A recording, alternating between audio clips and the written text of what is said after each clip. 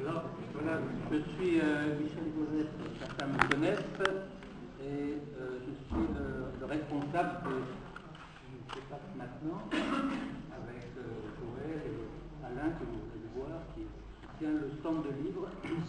Je m'occupe de l'association Tournant et de la revue du même nom, que nous avons créée au début des années 90 et 90. Et j'avais la tâche de présenter les intervenants. Donc vous avez fait connaissance avec Joël, qui est ingénieur dans le domaine de l'eau et des barrages. Et on pourrait dire le geste, voilà. Le geste qu'a montré Joël, c'est celui du vortex. Vous voyez, un courant qui vient du haut, une spirale qui vient du haut, comme ceci, on veut faire arbitrairement en rouge, hein, et une autre spirale qui part de l'intérieur et qui redescend. Voilà l'image du vortex. Hein. Donc les forces d'en haut et les forces d'en bas qui se relient, et c'est généralement un point qui est en nous, un point qui est dans la tête. Les vortex sont des organes, en fait.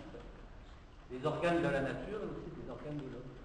Et alors maintenant, vous allez avoir Masaru Emoto, qui, lui, a travaillé surtout, non pas sur les mouvements, mais surtout sur les structures de l'eau. Et la forme qui apparaît, c'est finalement celle du double triangle. Vous voyez le double triangle qui forme donc cette figure-là. J'ai une image de Michel, Voilà. image de cristal. J'en ai qu'une que je me permets, pour ne pas déflorer, j'ai pas voulu, mais puisque tu en parles, je la donne. Il forme un hexagone, qui dure à 6 côtés, comme on va le voir, et on peut dire que cette forme hexagonale correspond à la région du cœur. Et je pense que Masaru Emoto est un savant, un chercheur des forces du cœur. Et donc nous avons pensé tous que c'était important que les forces des vortex et les forces du cœur se rejoignent, parce que la civilisation est en grand danger et a besoin de nouvelles impulsions, aussi bien dans la connaissance que dans l'action. Et c'est ce à quoi s'emploie notre association Tournant et la revue du même nom.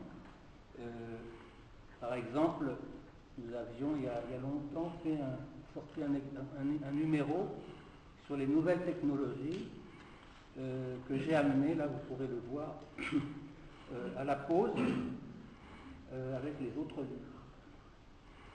Donc je pense que Masaru Emoto parlera après la pause.